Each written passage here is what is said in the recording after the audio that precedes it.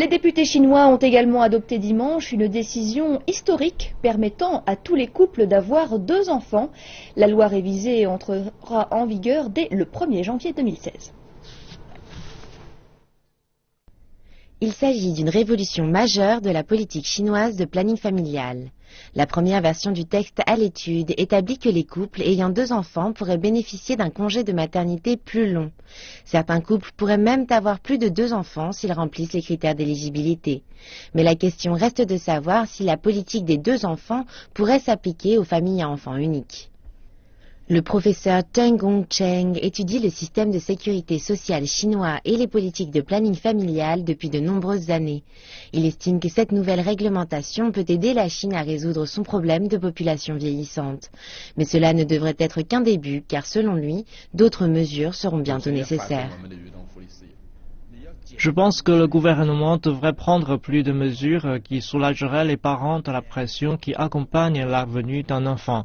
C'est le cas en particulier pour les générations post-années 80 et 90, dont l'envie de fonder une famille est plutôt faible. Nous devrions fournir plus de subventions et de soutien via notre système social. La loi actuelle prévoit que les couples mariés tardivement et ayant attendu pour avoir des enfants se voient accorder des congés de maternité et de mariage allongés.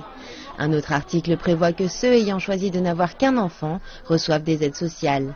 Ces dispositions ont été supprimées dans le nouveau texte. Toutefois, celui-ci n'affectera pas les prestations sociales perçues par les générations précédentes qui ont appliqué l'ancienne loi de planning familial. Il en va des parents d'un enfant unique ou des parents dont l'enfant unique est né handicapé ou est décédé. Les législateurs veillent à la cohérence des régimes établis par les 2 textes. Nous souhaitons opérer une transition douce entre la politique de l'enfant unique et la nouvelle loi. Par exemple, les subventions aux familles ayant un enfant unique doivent continuer d'être perçues et nous devons leur apporter plus d'assistance. Les experts estiment que la politique autorisant la venue d'un second enfant affectera environ 100 millions de familles à travers tout le pays.